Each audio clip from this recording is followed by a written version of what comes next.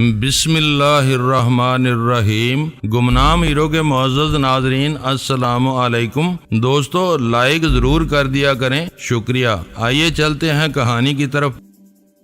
پہلے ان دونوں نے مجھے گرا کر بے بس کرنا چاہا تھا، لیکن اپنی کوششوں میں کامیاب ہوئے بغیر میرے ہاتھوں سے خاصے پٹ گئے۔ اسی کے ساتھ کاکا پر جلاہٹ کا دورہ پڑ گیا اور اس نے پوری قوت سے میری داہنی کن پٹی پر دو ایسے زوردار ہاتھ رسید کیے کہ میری آنکھوں کے سامنے تارے ناچ گئے اور پھر ذہن اندھیروں میں ڈوبتا چلا گیا۔ وہ کیفیت نہ جانے کتنی دیر برقرار رہی۔ جب دوبارہ ذہن کام کرنے کے قابل ہوا تو مجھے اپنے بدن کو جنبش دینے میں بھی دشواری پیش آ رہی تھی۔ چند ثانیوں کے بعد اندازہ ہوا کہ بے ہوشی کے دوران ہی ان لوگوں نے میری آنکھوں پر پٹی باندھ دی تھی۔ اسی کے ساتھ میرے ہاتھ پشت پر بندھے ہوئے تھے اور شاید مجھے فرش پر ہی ڈالا گیا تھا۔ غنیمت یہ تھا کہ فرش ننگا نہیں تھا، میں انگلیوں سے قالین کا لمس محسوس کر سکتا تھا۔ میں نے یوں ہی خاموش پڑے پڑے سن گن لینے کی کوشش کی تاکہ یہ اندازہ لگا سکوں کہ اس وقت میں کہاں قید تھا، لیکن کئی منٹ گزرنے کے بعد بھی نہ کوئی آہٹ سنائی دی نہ آواز، بس کانوں میں گمبھیر سا سناٹا ہی گونجتا رہا، جس کی بنا پر میں نے اندازہ لگایا کہ اس وقت میں کم از کم اس کمرے میں نہیں تھا جہاں مجھے زیر کیا گیا تھا، کیونکہ اس کمرے کی فضا نہ صرف معطر بلکہ ایئر کنڈیشنڈ ہونے کی بنا پر خاصی خنک بھی تھی، جبکہ وہاں مجھے ایئر کنڈیشنر کی مشینی گونج نہیں سنائی دے رہی تھی۔ آخر کار مایوس ہو کر میں نے اٹھنے کی کوشش کی اور اس میں کامیابی ہو گیا۔ کوئی اس کمرے میں نے ہانک لگائی، لیکن کمرے کی محدود فضا میں بس میری ہی آواز گونج کر رہ گئی۔ معلوم ہو رہا تھا اس کمرے میں زیادہ ساز و سامان بھی نہیں تھا، ورنہ آواز کی گونج نہ سنائی دیتی۔ مجھے شدت کے ساتھ تمباکو نوشی کی خواہش ہوئی، لیکن دونوں ہاتھ پشت پر بندھے ہوئے ہونے کے باعث میں اپنی اس خواہش کو عملی جامہ نہ پہنا سکا۔ نہ جانے اچانک ہی کیا چکر چل پڑا تھا۔ وہ کون لوگ تھے جنہوں نے مجھے پکڑوانے کے لیے کاکا پہلوان کی خدمات معاوضے پر حاصل کی تھی؟ مجھے احساس ہوا کہ ان لوگوں سے چھیڑ چھاڑ کر کے میں نے غلطی کی تھی۔ اگر میں مصلحت سے کام لیتا تو شاید یوں بے دست و پا ہوئے بغیر باتوں باتوں میں ان سے بہت کچھ معلوم کر سکتا تھا اور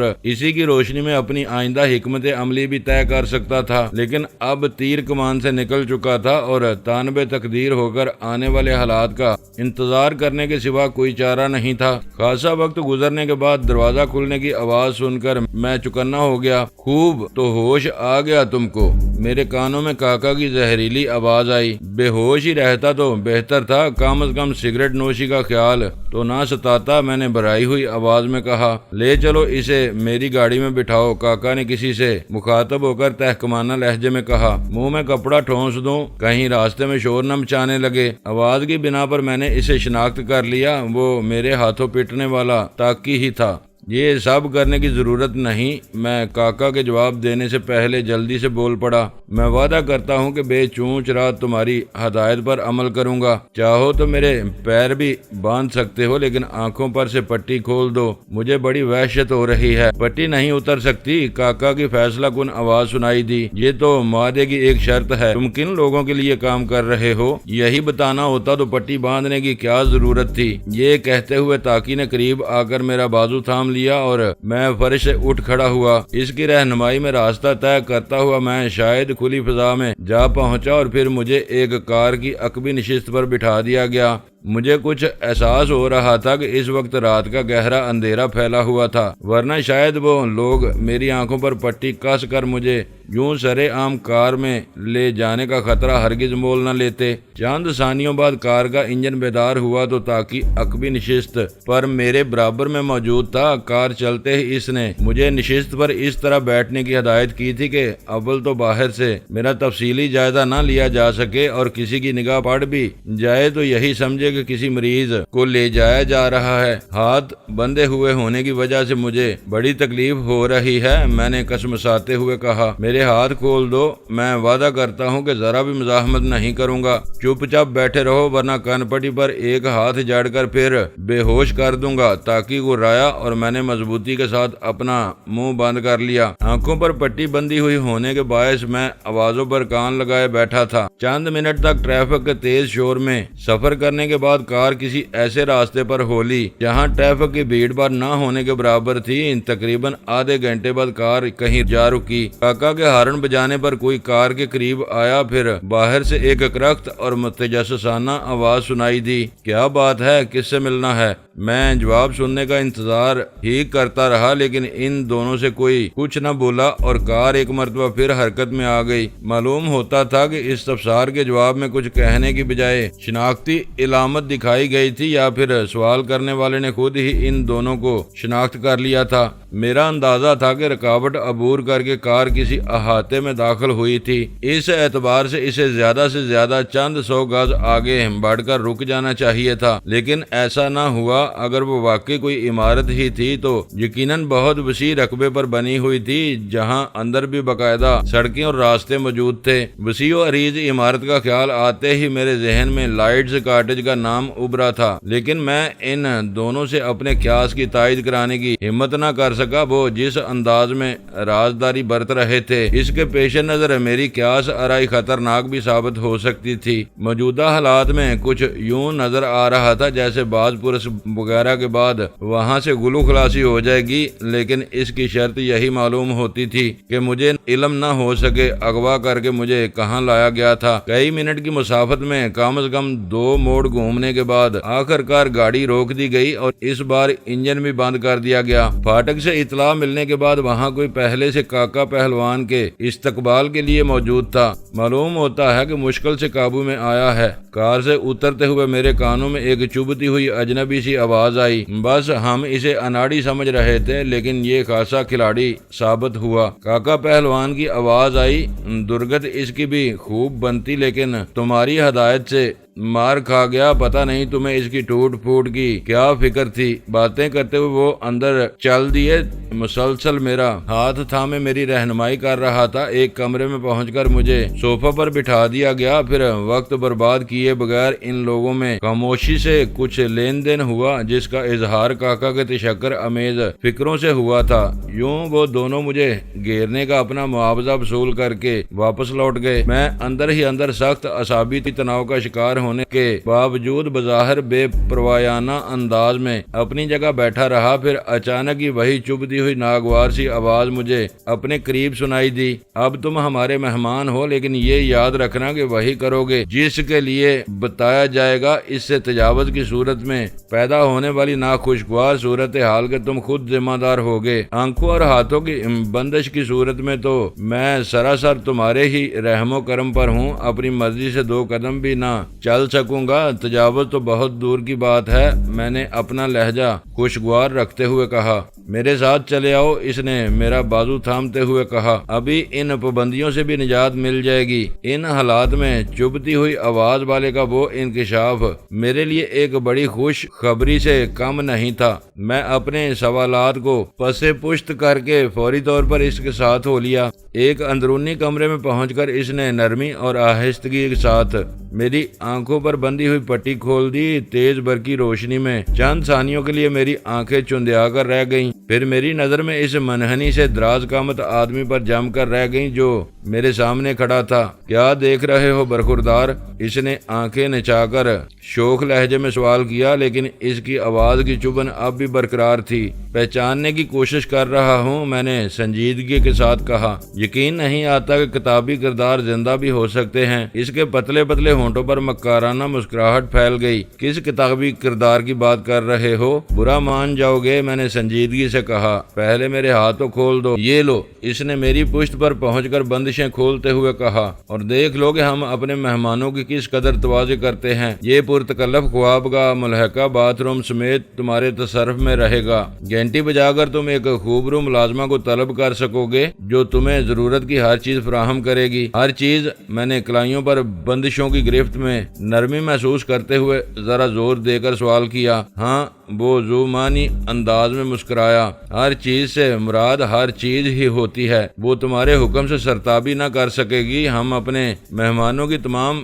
فطری ضروریات کا خیال رکھتے ہیں۔ پھر وہ چونک کر بولا، وہ کتابی کردار کی کیا بات تھی؟ کبھی جاسوسی ادب پڑھنے کا اتفاق ہوا ہے؟ میں نے اپنی آزاد کلائیوں پر گہرے نشانات کا جائزہ لیتے ہوئے سوال کیا۔ نہیں، اس نے پوری یقین انداز میں اپنا سر ہلاتے ہوئے کہا۔ اسے پڑھ کر مجرم بھی بزدل ہو جاتے ہیں۔ ہر کہانی میں کھینچ تان کر آخر میں قانون کی بالادستی کا سنکھ بجایا جاتا ہے، اور عملی زندگی میں اس کا عشر اشیر بھی نہیں ہوتا۔ مجرم اکثر سرخ رو ہوتے ہیں اور قانون موٹی موٹی کتابوں میں دیمک کی خوراک بنتا رہتا ہے۔ پھر تو کچھ کہنا ہی بیکار ہے، میں نے بے پرواہی سے شانے اچکا کر کہا۔ ابن صفی کی کچھ کہانیاں پڑھی ہیں؟ اس نے یوں ہچکچاتے ہوئے اعتراف کیا جیسے کسی غلطی کا مرتکب ہوا ہو۔ بس میں ہاتھ اٹھا کر بولا، میں یہی پوچھنا چاہ رہا تھا، تمہارے چہرے پر اگر ذرا سی زردی بھی ہوتی تو بنے بنائے سانگ ہی تھے، کم از کم میرے ذہن میں سانگ ہی کی یہی تصویر تھی۔ بکواس،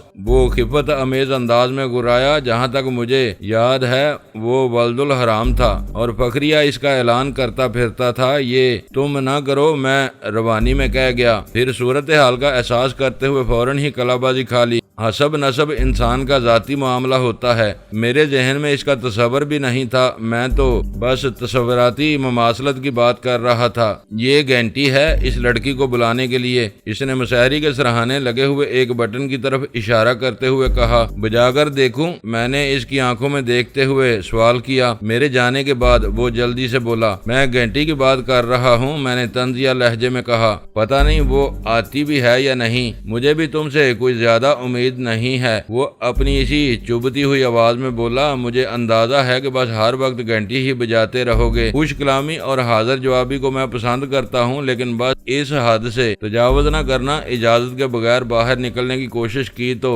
سنگین نتائج کا سامنا کرنا پڑے گا۔ یہاں اسی قدر آرام ملتا رہا اور ضروریات پوری ہوتی رہیں تو شاید میں باقی عمر یہیں گزارنے کا امکانات کا جائزہ لینے لگوں، لیکن کیا میں یہ جان سکتا ہوں کہ مجھے اتنی عزت کے ساتھ یہاں کیوں بلایا گیا ہے اور میں کن لوگوں میں ہوں؟ یہ دونوں سوال غیر ضروری ہیں۔ مناسب وقت آنے پر خود بخود سب کچھ سامنے آ جائے گا۔ یہ مناسب وقت کتنا وقت لے گا؟ اس بار میں نے کلائیاں رگڑتے ہوئے سنجیدگی کے ساتھ سوال کیا تھا۔ گھنٹے، دن یا ہفتے، یہ سب میرے دائرہ کار سے باہر ہے۔ اس نے پیچھا چھڑانے کے لیے خشک لہجے میں کہا، کم از کم اپنا نام ہی بتاتے جاؤ، سنگ ہی سمجھتے رہو، اس سے تمہارے لیے کوئی فرق نہیں پڑے گا۔ ہو سکتا ہے کسی وقت تم سے رجوع کرنا ہی پڑ جائے تو میں تمہاری شناخت کیسے کرا سکوں گا؟ لڑکی تمہارا پیغام مجھ تک پہنچا دے گی، اس نے کہا اور مڑ کر دروازے سے نکلتا چلا گیا۔ جاتے ہوئے وہ دروازہ بند کرنا نہیں بھولا تھا، جس میں باہر سے لگنے والا خود کار قفل تھا، جسے شاید اندر سے نہیں کھولا جا سکتا تھا، جس کا مطلب تھا کہ وہ کمرہ عام طور پر مجھ جیسے زبردستی اٹھوائے گئے مہمانوں کے تصرف میں آتا رہا تھا۔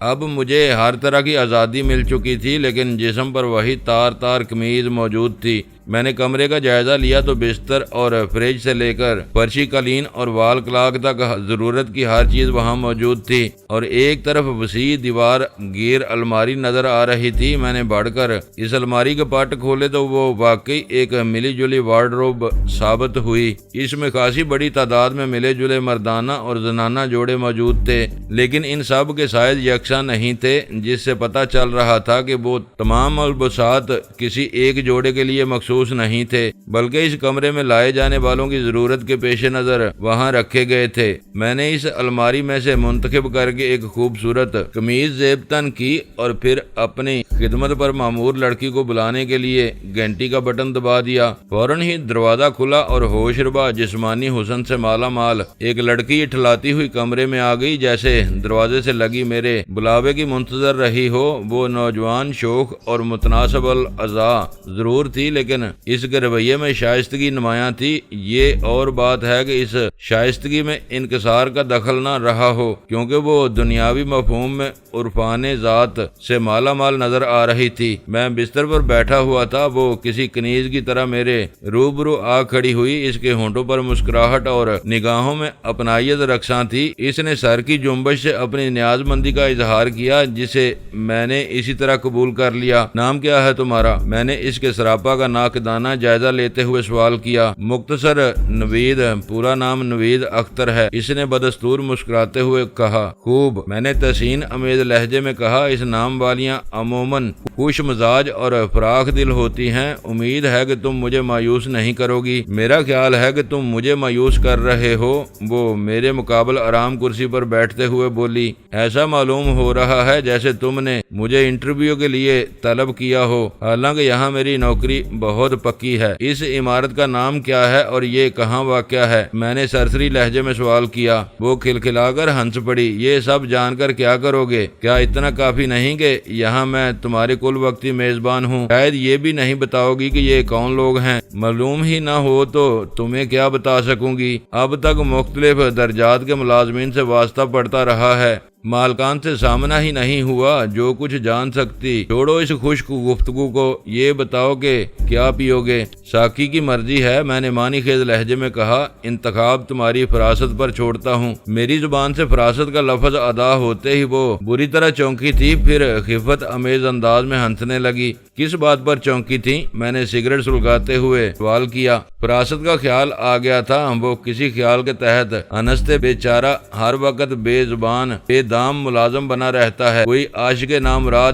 میں نے روا روی میں سوال کیا۔ میں سمجھ رہا تھا کہ اختر تمہارے شوہر کا نام ہوگا۔ اس کے چہرے پر پہلی بار اداسی کی لہر سی آ کر گزر گئی اور غم آلود لہجے میں بولی، شوہر جب پردیس جا کر پیسے کی ہوس میں اپنی بیویوں کو بھول جاتے ہیں تو ایسی عورتوں کے ہزار شوہر ہو جاتے ہیں۔ جب یہی دستور بن گیا ہے تو میں نے سوچا کہ کیوں میں یہاں رہتے ہوئے پیسہ بچانا شروع کر دوں۔ فراست میرے محلے کا ایک ایسا ہی بے زبان عاشق ہے جو اپنی دانست میں میری بڑی خدمت کر رہا ہے، لیکن حرف مدعا آج تک زبان پر نہ لا سکا۔ اس دور میں ایسا صابر و شاکر عاشق ملنا بڑا ہی محال ہے۔ میں نے اس کی کہانی میں دلچسپی لیتے ہوئے کہا، عمر رسیدہ بیوی سے اکتایا ہوا ہے بیچارہ۔ وہ ملتجیانہ لہجے میں بولی، میری مختصر ترین نوٹس پر اپنی ساری مصروفیات ترک کر کے مجھے اپنے سکوٹر پر کہیں بھی لے جانے کے لیے تیار ہو جاتا ہے۔ میں اپنے سارے کام اسی کے ساتھ کرتی ہوں اور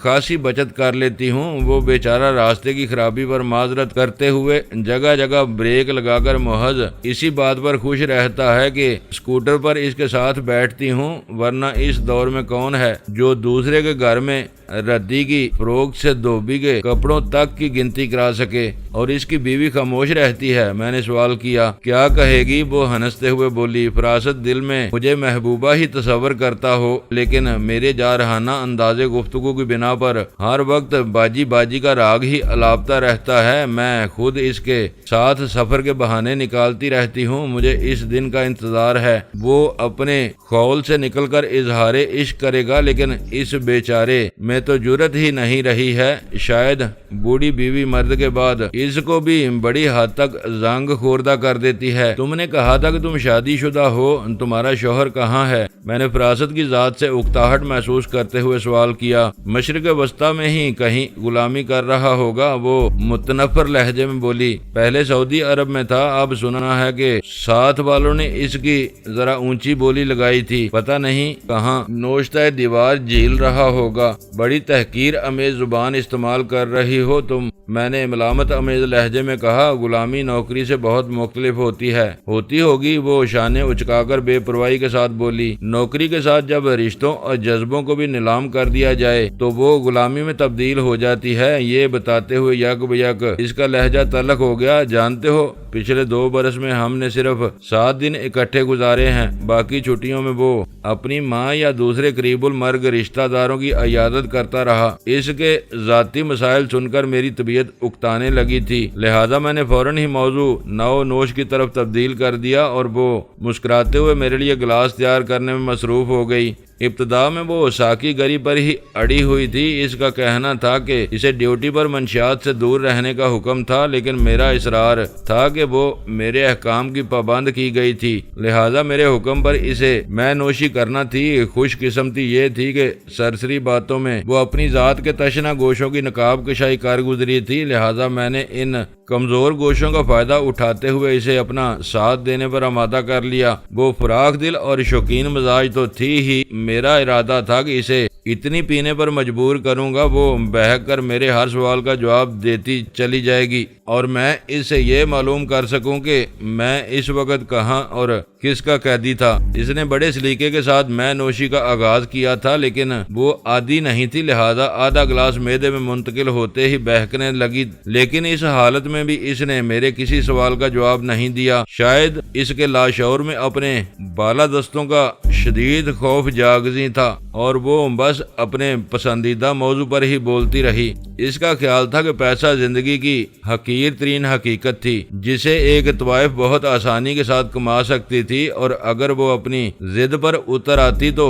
اپنے تارک الوطن شوہر سے کہیں زیادہ رقم بٹور سکتی تھی۔ لیکن زندگی کا لطف یہی تھا کہ رشتوں اور جذبوں کا بھرپور احترام کرتے ہوئے کمایا جائے، جو اس دور میں خاصا مشکل کام تھا۔ اور پھر جب وہ ہلکے سرور کے عالم میں تھی تو میں نے ایک بار پھر اس عمارت اور اس کے مکینوں کے بارے میں بات چھیڑ دی۔ قریب تھا کہ وہ کچھ بتا ڈالتی، اچانک دروازہ کھلا اور وہی شخص اندر گھس آیا جس سے میری پہلے ملاقات ہو چکی تھی۔ اس سے غصے کے عالم میں اپنے روبرو دیکھ کر لڑکی کا چہرہ دھواں ہو گیا اور وہ مشینی انداز میں سیدھی کھڑی ہوتی چلی گئی۔ باہر جاؤ، وہ اسے گھورتے ہوئے نکاسی کے راستے کی طرف ہاتھ اٹھا کر گرایا۔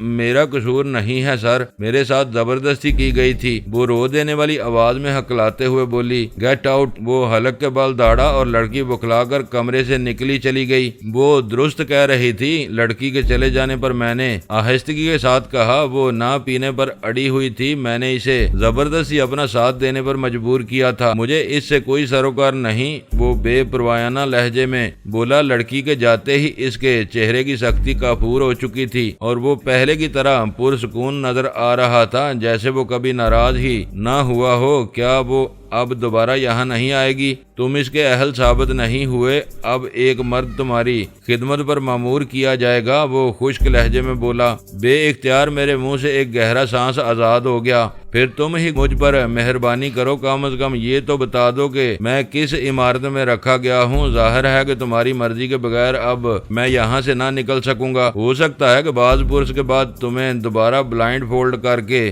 یہاں سے رخصت کر دیا جائے۔ ایسی صورت میں عمارت کی نشاندہی ہمارے حق میں نقصان دہ ثابت ہوگی۔ اگر تم لڑکی سے معلوم کرنے میں کامیاب ہو جاتے تو تمہاری واپسی کے امکانات بھی سرے سے ختم ہو جاتے، لہذا بہتر یہی ہے کہ اپنے تجسس کو اب بالائے طاق رکھ دو۔ یہ کہہ کر وہ کمرے سے چلا گیا اور میں گہری سوچ میں پڑ گیا۔ اس نے جس وقت بر وقت مداخلت کی تھی، اس کی روشنی میں صاف ظاہر تھا کہ وہ کمرے میں پوشیدہ کسی خفیہ ڈکٹا فون کے ذریعے وہاں ہونے والی ساری گفتگو سنتا رہا تھا۔ اس واقعے کے بعد میں نے دوبارہ گھنٹی بجانے کی کوشش ہی نہیں کی۔ مجھے اندازہ تھا کہ اس بار کسی کرخت صورت اور تند خو آدمی کا ہی سامنا ہوگا۔ میں بستر پر دراز وہاں موجود رسالوں کی ورق گردانی سے دل بہلانے کی کوشش کرتا رہا، لیکن ذہن مسلسل پریشان تھا۔ ایک طرف غزالہ ویرا لائٹ کی قید میں تھی اور دوسری طرف میں اس مصیبت میں گرفتار ہو گیا تھا جس سے گلو خلاصی کی بظاہر کوئی صورت نظر نہیں آ رہی تھی۔ رات 10 بجے کے قریب اچانک دروازہ کھلا اور میں چونک کر سیدھا ہو بیٹھا۔ اس بار آنے والے تعداد میں 2 تھے اور دونوں ہی کے تیور خراب نظر آ رہے تھے۔ انہوں نے اندر داخل ہونے کے بعد دروازہ بند کر دیا اور میری طرف بڑھتے چلے آئے۔ تمہارا نام کیا ہے؟ ان میں سے ایک نے میرے سامنے آتے ہی براہ راست سوال کیا تھا۔ تنویر علی، میں نے اس کے چہرے پر نظریں جما کر جواب دیا۔ ڈینی بھی کہلاتے ہو؟ اس نے خشک لہجے میں سوال کیا اور میں نے اسبات میں اپنا سر ہلا دیا۔ لڑکی کہاں ہے؟ اس نے سوال کیا اور میرا دل اچھل کر حلق میں آ گیا۔ اپنے سوال سے اس نے آخر کار خود کو ظاہر کر ہی دیا تھا۔ لڑکی روپوش ہے، میں نے ٹھہرے ہوئے لہجے میں کہا۔ اگر میں غلطی نہیں کر رہا تو شاید اس وقت لائٹز کاٹیج میں موجود ہوں، کیا اس سے کوئی فرق پڑتا ہے؟ اس نے زہریلے لہجے میں سوال کیا۔ اس کے ساتھ آنے والا دوسرا شخص ابھی تک خاموش تھا۔ یقیناً پڑے گا، میں نے سنجیدگی کے ساتھ کہا۔ اب میں تمہاری کسی بات کا جواب دینے سے پہلے ڈی سوزا سے ملنا چاہوں گا۔ کیا کام ہے اس سے؟ اسی کو بتا سکوں گا، میں نے جواب دیا۔ اس نے بے پرواہی سے اپنے شانے اچکائے۔ تمہاری مرضی، اطلاعاً یہ بتا دوں کہ ڈی سوزا آج صبح ہی شہر سے باہر کہیں گیا ہے، ہو سکتا ہے کہ اس کی واپسی 10-12 روز تک نہ ہو سکے۔ ایسی صورت میں اس کی جگہ کوئی اور کام کر رہا ہوگا۔ میں نے اس کی آنکھوں میں دیکھتے ہوئے کہا، میں تمہارے سامنے موجود ہوں، اس کا چارج میرے ہی پاس ہے۔ وہ بولا، مجھے ایئرپورٹ سے غیر ضروری طور پر اٹھوایا گیا ہے، میں بلیو بیل کے حوالے سے خود لائٹز کاٹیج رپورٹ کرنے آ رہا رہا تھا۔ میں نے چند ثانیوں کے توقف کے بعد کہا، بلیو بیل؟ اس نے حیرت سے دہرایا، یہ کیا بلا ہے؟ بے اختیار میرے دل کی دھڑکنیں تیز ہو گئیں۔ یہ تو میرے وہم و گمان میں بھی نہیں رہا تھا کہ لائٹز کاٹیج میں کوئی متعلقہ آدمی اس کوڈ کو پہچاننے سے منکر بھی ہو سکے گا۔ مجھے ڈی سوزا سے ملاقات کے لیے یہی کوڈ بتایا گیا تھا۔ میں نے پرسکون رہنے کی کوشش کرتے ہوئے کہا، میں اس کوڈ کو تسلیم کرنے سے انکار کرتا ہوں۔ اس نے درست لہجے میں کہا، اب شرافت سے لڑکی کا پتہ بتاؤ، ورنہ یہ یاد رکھنا کہ یہاں تمہارے بدن سے پوری کھال اتار لی جائے گی، پر تمہاری آواز سننے والا کوئی نہ ہوگا۔ تم جو چاہو کہہ سکتے ہو۔ میں کہنا ہی چاہ رہا تھا کہ اس کے ساتھ آنے والا دوسرا آدمی اچانک مجھ پر ٹوٹ پڑا اور پھر وہاں دھما چوکڑی شروع ہو گئی۔ بے خبری میں اپنے جبڑے پر ایک طاقتور مکہ کھانے کے بعد میں نے اسے بھی خون تھوکنے پر مجبور کر دیا تھا، لیکن وحشیانہ جوش و خروش کے ساتھ میرا چہرہ ادیڑ ڈالنے پر تلا ہوا تھا۔ وہ مجھ سے لڑتا رہا اور ڈی سوزا کی جان نشینی کا دعویٰ کرنے والا دور کھڑا لا تعلقانہ انداز میں تماشا دیکھتا رہا، جیسے مقابلے کے اختتام پر جیتنے والے کو انعام دینے کا ارادہ رکھتا ہو۔ ایسا معلوم ہو رہا تھا جیسے ان دونوں میں باہمی ذمہ داری کے بارے میں کوئی ناقابل تنسیق سمجھوتا موجود تھا، جس کی روشنی میں ڈی سوزا کی جانشینی کا دعوے دار باز پرس اور مذاکرات کا ذمہ دار تھا، جبکہ دوسرا بولے بغیر محض مار دھاڑ پر مامور تھا، کیونکہ شدید اور وحشیانہ ٹکراؤ میں اضطراری گراہٹوں کے سوا اس کی زبان سے ایک لفظ بھی نہیں نکلا تھا، جبکہ ایک آدھ مرحلے پر میرے ہاتھوں اس کی بری طرح ٹھکائی ہونے کے باوجود دوسرے نے اپنی جگہ سے ہلنے کی بھی زحمت نہیں کی تھی، بلکہ پتلون کی جیبوں میں ہاتھ اڑس لینے کے بعد اس کی لا تعلقی میں کچھ اضافہ ہی ہو گیا تھا۔ یہ غنیمت تھا کہ میرے سامنے صرف ایک ہی حریف تھا، لیکن ایک دو بار میری گرفت میں آ جانے کے بعد وہ جس طرح خود کو بچاتے ہوئے دوبارہ مجھ پر حملہ آور ہوا تھا، اس کی بنا پر میں اس کی سخت جانی کا قائل ہونے پر مجبور ہو گیا تھا۔ اپنی کمزور پوزیشن کے پیش نظر مجھے اس بات سے بھی خاصا اطمینان تھا کہ مار پیٹ کے باوجود ان میں سے کسی نے نہ آتشی اسلحے کا سہارا لیا تھا، نہ اس کے استعمال کی دھمکی دی تھی۔ مجھ سے پٹتے ہوئے ایک بار میرے حریف نے اندازے کی تباہ کن غلطی سرزد ہو ہی گئی اور وہ خود کو منہ کے بل نیچے گرنے سے بچانے کے لیے لڑکھڑاتا ہوا آخری دیوار تک دوڑتا چلا گیا۔ جو ہی وہ دونوں ہاتھوں سے دیوار کا سہارا لے کر ٹھہرا، میں نے پوری قوت کے ساتھ اس کی داہنی پسلیوں میں لات رسید کی اور وہ ٹکراتا ہوا بائیں پہلو پر الٹ گیا۔ میں اسے سنبھلنے کا موقع دیے بغیر اس پر سوار ہو گیا اور اس کے چہرے پر دونوں طرف سے تابڑ توڑ مکے برسانے شروع کر دیے۔ اس وقت میں خود بھی اشتعال اور گھبراہٹ کا شکار ہو رہا تھا۔ مجھے کوئی اندازہ نہیں تھا کہ میرے ہاتھوں پٹنے والے کا ساتھی کتنی دیر تک صبر اور تحمل کے ساتھ تماشا دیکھ سکے گا۔ وہ کسی بھی مرحلے پر مداخلت کر کے کھیل ختم کرا سکتا تھا۔ اسی اندیشے کے پیش نظر میرے دونوں ہاتھ پوری طاقت کے ساتھ مسلسل چل رہے تھے۔ شاید میری ساری ہی ضربات خطرناک نہیں تھیں، لیکن جو دو چار گھونسے ٹھیک نشانے پر پڑے تھے، انہوں نے پلٹنے والے کی داہنی آنکھ سجا دی تھی اور ابرو سے ذرا اور اوپر پیشانی بھی کھل گئی تھی، جس سے بہنے والا خون اس کے چہرے اور گردن پر پھیلتا جا رہا تھا، اور وہ اپنی تمام تر قوت صرف کر کے خود کو میری گرفت سے آزاد کرانے کے لیے بے چین تھا، اور میں کسی پیشہ ور باکسر کی طرح ہر بار اس کے زخموں کو ہی نشانہ بنانے کی کوشش کر رہا تھا۔ وہ کئی منٹ تک میرے ہاتھوں بے رحمی کے ساتھ پٹتا اور کسی درندے کی طرح گراتا رہا، لیکن اس کے ہاتھ پیر ڈھیلے پڑنے کی بجائے اس کی کوششوں میں تیزی پیدا ہوتی چلی گئی، اور پھر اچانک ہی اس نے مجھے کسی حقیر وجود کی طرح اپنے بدن پر سے اچھال پھینکا۔ اس بار وہ حیرت ناک صورت کے ساتھ فرشی قالین پر سے اٹھا تھا اور اپنے خون میں ڈوبے ہوئے چہرے کے ساتھ کسی گینڈے کی طرح میری طرف آیا تھا۔ اس نے مٹھیاں بھینچ کر اپنے دونوں ہاتھ سامنے فضا میں یوں پھیلائے ہوئے تھے جیسے ایک ہی بار میں میرا جبڑا توڑ دینے کا مصمم ارادہ کر چکا ہو۔ میں نے اٹھتے ہوئے اپنی تمام تر توجہ اس کے کسے ہوئے مکوں پر مرکوز رکھی، لیکن اس نے اپنی ٹانگیں فضا میں اچھال کر اپنے وجود کے سارے وزن کو کام میں لاتے ہوئے اتنی قوت کے ساتھ میری پیشانی پر ٹکر رسید کی کہ میرے حلق سے بے اختیار چیخ نکل گئی اور آنکھوں کے سامنے اندھیرا سا چھا گیا۔ میں کئی ثانیوں تک غالباً بے حس و حرکت قالین پر پڑا رہا۔ اس بدترین ٹکر نے مجھ پر سختے کی سی کیفیت طاری کر دی تھی۔ آنکھوں کے سامنے کبھی اندھیرا اور کبھی روشن دائرے ناچ رہے تھے، اعصاب مفلوج ہو کر رہ گئے تھے، لیکن میں اپنے حریف کے چڑھے ہوئے سانسوں کی تیز آوازیں اپنے قریب ہی سن رہا تھا۔ مر تو نہیں گیا؟ اچانک اس سکوت میں دوسرے کی تشویش امیز آواز گونجی، شاید بن رہا ہے۔ میرے حریف نے ہانپتے ہوئے پہلی بار زبان کھولی۔ اگر پسلیوں پر 2-3 ٹھوکریں کھا کر بھی نہ بولا تو پھر اس کے ہوش میں آنے کا انتظار کرنا ہوگا۔ یہ آسانی کے ساتھ مرنے والا نظر نہیں آتا۔ اس کی وحشیانہ ٹکر نے بلا شبہ مجھے ہلا کر رکھ دیا تھا۔ میرا سر پھوڑے کی طرح دکھ رہا تھا اور پیشانی پر گرم گرم لہو کی نمناک لکیریں بھی سرسراتی سی محسوس ہو رہی تھیں، لیکن اعصاب اس حد تک معطل ہو کر رہ گئے تھے کہ ہاتھ ہلا کر پیشانی تک لے جانا بھی دشوار تھا۔ آنکھیں کھولنے میں ناکام ہوتے ہی میں نے ارادہ کیا تھا کہ کچھ دیر تک بے ہوشی کی اداکاری کرتے ہوئے اس کی بربریت سے محفوظ رہ کر اپنے حواس یکجا کرنے کی کوشش کروں گا، لیکن اپنی پسلیوں پر اس کی ٹھوکر بازی کا ذکر سنتے ہی میں نے ہڑبڑا کر آنکھیں کھول دیں۔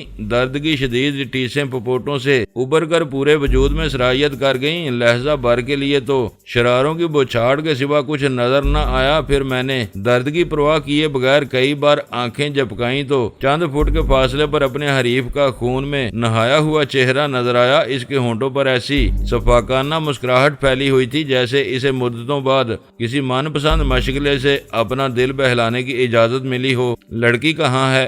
دوسرے کی للکارتی ہوئی آواز پگھلے ہوئے شیشے کی طرح میرے کانوں میں اترتی چلی گئی۔ میں آنکھیں کھول چکا تھا لیکن بینائی پوری طرح بحال نہیں ہو سکی تھی۔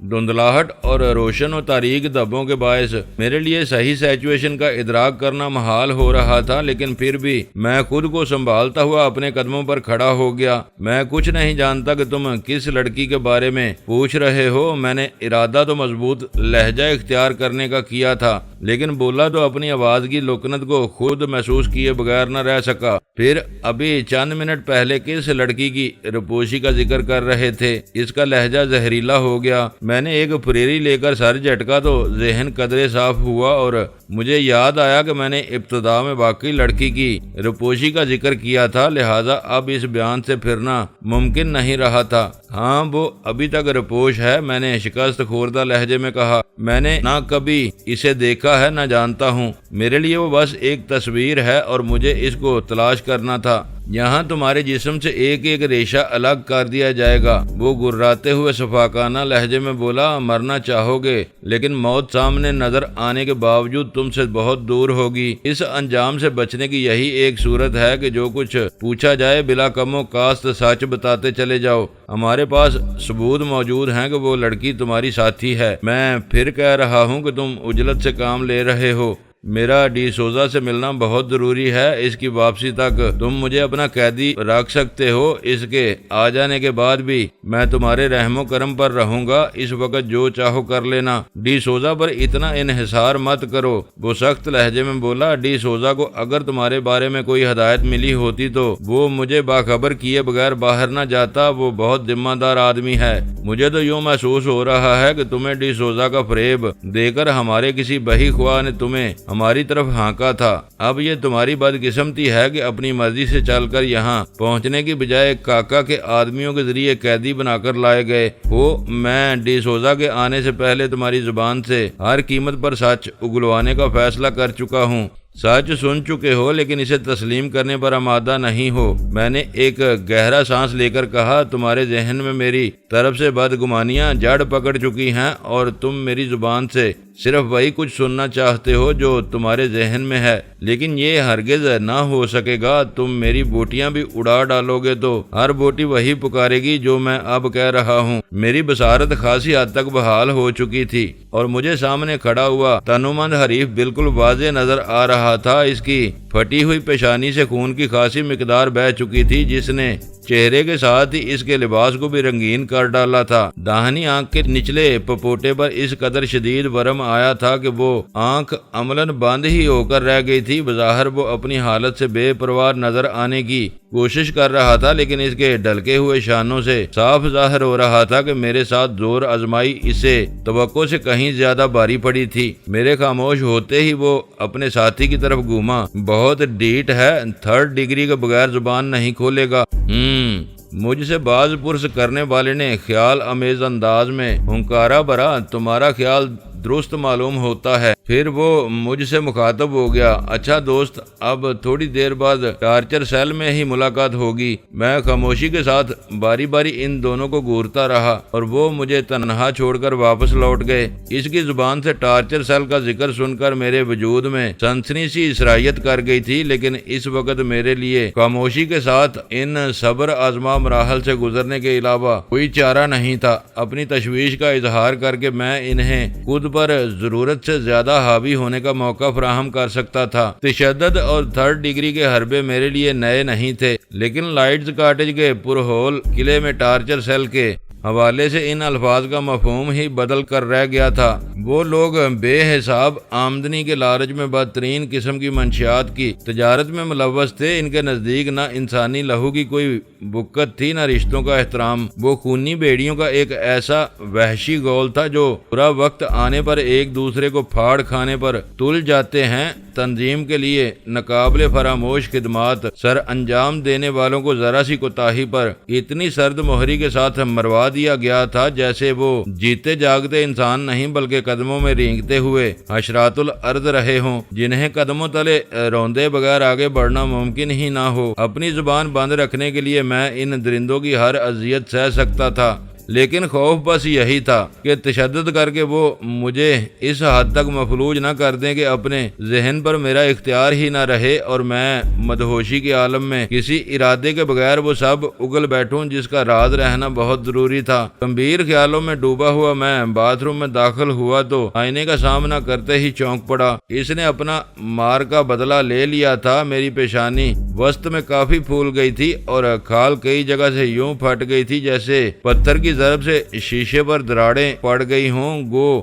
بہنے والے خون کی مقدار بہت زیادہ نہیں تھی، لیکن پھر بھی آئینے میں میرا چہرہ خاصا ڈراؤنا نظر آ رہا تھا۔ تشدد بجائے خود غیر اہم تھا۔ اصل اہمیت ان نتائج کی تھی جو تشدد کے نتیجے میں حاصل ہو سکتے تھے۔ اس اعتبار سے میری اور ان کی لڑائی نفسیاتی رخ اختیار کر گئی تھی، جس میں میری فتح اسی وقت ممکن تھی جب میں ہر مرحلے پر خود کو پرسکون اور نارمل رکھنے میں کامیاب رہتا۔ میں نے واش بیسن پر جھک کر احتیاط اور پھرتی کے ساتھ اپنا منہ دھو ڈالا۔ گردن وغیرہ سے خون کے نشان صاف کر کے میں نے قمیض وہیں اتار پھینکی اور کمرے میں لوٹ کر الماری میں سے اپنے ناپ کا دوسرا جوڑا نکال کر پہن لیا۔ دوبارہ باتھ روم میں داخل ہو کر میں نے دیوار گیر کیبنٹ کا جائزہ لیا تو اس میں ابتدائی طبی امداد کی وہ چند بنیادی چیزیں موجود تھیں جو عموماً ہر گھر میں پائی جاتی ہیں۔ میں نے ایک مختصر سی پٹی پر مرہم لگا کر اسے اپنی پیشانی کے زخم پر ٹیپ سے چپکا لیا، پھر بال سنوارتے ہوئے میں خود ہی مسکرا دیا۔ مجھے دیکھ کر یہ اندازہ لگانا دشوار تھا کہ چند منٹ پہلے تک میں کس خطرناک لڑائی بڑائی میں الجھا ہوا تھا۔ کمرے میں واپس لوٹ کر میں نے سگریٹ سلگائی اور ایک مرتبہ پھر رسائل سمیٹ کر کرسی پر دراز ہو گیا۔ ان لوگوں کو فریب دینے کے لیے میں نے وہ بحروب ضرور دھار لیا تھا، لیکن اندرونی کیفیت کو بدلنا میرے لیے ناممکن تھا۔ رسائل سامنے موجود تھے، لیکن ذہن ان نامساعد حالات میں الجھا ہوا تھا جن سے میں غیر متوقع طور پر دو چار ہو چکا تھا۔ مجھے کمرے میں موجود گھنٹی کا خیال آیا اور میں نے اسے آزمانے کا فیصلہ کر لیا۔ ان کی مہربانیاں قہر و غضب میں ڈل چکی تھیں، لیکن یہ معلوم نہیں تھا کہ درمیانی وقفے میں ان کا طریقہ کار کیا ہوگا۔ گھنٹی بجتے ہی دروازہ کھلا اور دیو کامت اندر گھس آیا۔ اس کے کسرتی بدن سے تو یہی ظاہر ہوا تھا کہ وہ بھی حسب توفیق ہاتھ پیر چلانے کی کوشش کرے گا، لیکن اس کا چہرہ سراپا استفسار بنا ہوا تھا۔ لڑکی کی جگہ تمہیں مامور کیا گیا ہے، میں نے مسکراتے ہوئے سوال کیا، پتہ نہیں گھنٹی کیوں بجائی تھی؟ اس نے اکھڑے ہوئے درست لہجے میں پوچھا۔ کافی مل سکے گی؟ وہ سر کو اسبات میں جنبش دیتا واپس چلا گیا۔ معلوم ہو رہا تھا جیسے وہ باہر موجود رہنے کے باوجود اندر پیش آنے والے واقعات سے لا علم رہا ہو، کیونکہ مجھے کرسی میں دراز رسائل کی ورق گردانی کرتے دیکھ کر اس نے کسی بھی رد عمل کا مظاہرہ نہیں کیا تھا۔ غیر متوقع طور پر وہ چند منٹ بعد ہی ٹرے میں کافی کے برتن لیے آ پہنچا اور ٹرے میز پر رکھتے ہوئے اسی اجڑ لہجے میں بولا، خود بنا لو گے یا مجھ ہی کو گولنا پڑے گی؟ تم زحمت کر سکو تو مہربانی ہوگی، میں تو ابھی پٹ کر بیٹھا ہوں۔ اس کے حوصلہ شکن رد عمل کے باوجود میں نے اپنا لب و لہجہ خوشگوار رکھتے ہوئے کہا۔ اس نے پلٹ کر مجھے پھاڑ کھانے والے انداز میں گھورا، پھر کافی تیار کرتے ہوئے بولا، مجھے بتا دیا گیا ہے کہ تمہاری زبان میں کوئی پلہ چپکا ہوا ہے جس کی وجہ سے تمہیں زیادہ بولنے کا مرض لاحق ہے۔ یہ جاننے کے باوجود تم خاصے مہربان نظر آتے ہو۔ تھوڑی دیر قبل آنے والے تو براہ راست مار داڑ پر اتر آئے تھے۔ میری پیشانی کے زخم کے سلسلے میں تم کوئی مدد کر سکو تو بس۔ اس نے گراتے ہوئے میری بات کاٹ دی۔ یہ مہمان خانہ نہیں ہے، یہاں تم ایک قیدی ہو۔ جو غنیمت ہے کہ باتھ روم کیبنٹ میں ڈریسنگ کا کچھ سامان موجود ہے، اس سے زیادہ کچھ نہ مل سکے گا۔ کافی کی پیالی تیار کر کے اس نے ٹرے ہی میں چھوڑ دی اور تیز تیز قدموں سے چلتا ہوا کمرے سے نکل گیا۔ میں نے اٹھ کر گرم گرم تلخ کافی کا پہلا گھونٹ لیا تو لطف آ گیا۔ لائٹز کاٹیج والے لاکھ شفاق اور بے رحم سہی، لیکن دشمنی کے معاملے میں وفاداری کے قائل معلوم ہوتے تھے کہ تشدد امیز باز پرس کی ابتدا ہونے کے باوجود رسمی مدارت سے گریز نہیں کیا تھا، اور میری دانست میں ایسے دشمنوں سے نمٹنا عام طور پر زیادہ دشوار ہوتا ہے جو اپنے حریف کو کھلا پلا کر مارنے کے عادی ہوتے ہیں۔ کچھ دیر بعد کمرے کا دروازہ کھلا اور اس بار دو نئے چہرے اندر داخل ہوئے۔ ان دونوں کی زرد اور سوئی سپاٹ آنکھوں سے ایسا معلوم ہو رہا تھا جیسے وہ کسی نشے کے عادی رہے ہوں یا پھر وہ بلا کے اذیت پرست تھے۔ اس وقت تک میں کافی ختم کر کے دوبارہ رسائل کی ورق گردانی میں مصروف ہو چکا تھا۔ ان کو دیکھتے ہی میں نے اپنی گود میں پڑے ہوئے رسائل ایک طرف ڈال کر کرسی چھوڑ دی تاکہ انہیں تشدد کے آغاز کے لیے کوئی بہانہ نہ مل سکے۔ ان میں سے ایک نے مجھے اپنی طرف بلایا اور میں محتاط انداز میں اس کے قریب جا کھڑا ہوا۔ پھر ان کی ہدایت پر میں اس کمرے سے باہر آ گیا۔ وہ دونوں مجھے اسی راہداری میں واقع ایک کمرے میں لے گئے۔ پھر کمرے کا دروازہ اندر سے بند کر کے ان میں سے ایک نے ایک دیوار گیر الماری کھول کر اس کے اندر لگے ہوئے کسی خفیہ میکینزم کو حرکت دی، جس کے نتیجے میں ایک گوشے میں فرش کا ایک خاصا بڑا حصہ ایک طرف سرک گیا اور نیچے تاریک خلا نظر آنے لگا۔ میں اس خلا کے قریب پہنچا تو کمرے میں ہونے والی روشنی کے انعکاس میں وہاں نیچے جاتے ہوئے دو تین زینے نظر آئے جو آگے تاریکی میں معدوم ہو گئے تھے، لیکن میں نے اپنے لانے والوں کے ایما پر جو ہی فرش سے نیچے پہلے زینے پر قدم رکھا، نیچے سے تیز روشنی کا سیلاب امڈ آیا۔ چند سیڑھیاں عبور کرنے کے بعد میں نیچے تہہ خانے میں دیکھنے کے قابل ہوا تو سیڑھیوں کے اختتام پر ایک وسیع و عریض روشن ہال نظر آیا جہاں جا بجا دفتری نوعیت کا ساز و سامان رکھا ہوا تھا۔ نیچے پہنچنے کے بعد بہت سی میزوں پر کچھ فائلیں اور کاغذات بھی رکھے ہوئے نظر آئے، جن سے ظاہر ہوتا تھا کہ وہ تہہ خانہ ویران نہیں رہتا تھا بلکہ کسی نہ کسی مصروفیت میں لیا جاتا تھا۔ وہ دونوں میرے پیچھے نیچے اترے تھے۔ آخری سیڑھی سے فرش پر قدم رکھنے کے بعد میں نے سر اٹھا کر دیکھا تو اوپر والے کمرے کے فرش میں نمودار ہونے والا خلا معدوم ہو چکا تھا۔ آگے بڑھو، میرے ٹھٹکتے ہی ان میں سے ایک نے گرا کر میری پسلیوں میں سختی کے ساتھ ٹہوکا دیا تھا اور میں فوراً ہی مشینی انداز میں آگے چل پڑا، کیونکہ اب میں بلا وجہ کسی تشدد امیز تصادم میں ملوث ہونے کے لیے تیار نہیں تھا۔ بے مقصد مار داڑ کے بجائے میں اپنی توانائیاں کسی ایسے موقع کے لیے محفوظ رکھنا چاہتا تھا جب ان کا استعمال بار آور ثابت ہونے کی امید ہو۔ اتنا تو مجھے معلوم تھا کہ وہ مجھے کسی اچھی جگہ نہیں لے جا رہے تھے۔ ان سے پہلے جو دو آدمی آئے تھے جن میں سے ایک سے میری مار پیٹ ہوئی تھی، انہوں نے جاتے ہوئے مجھ سے کسی ٹارچر سیل میں ملاقات کا تذکرہ کیا تھا اور مجھے پورا یقین تھا کہ اس وقت ہماری منزل بھی شاید ایسی ہی کوئی کوٹڑی تھی جہاں لائے جانے والوں پر تشدد کے بدترین حربے آزمائے جاتے ہوں گے۔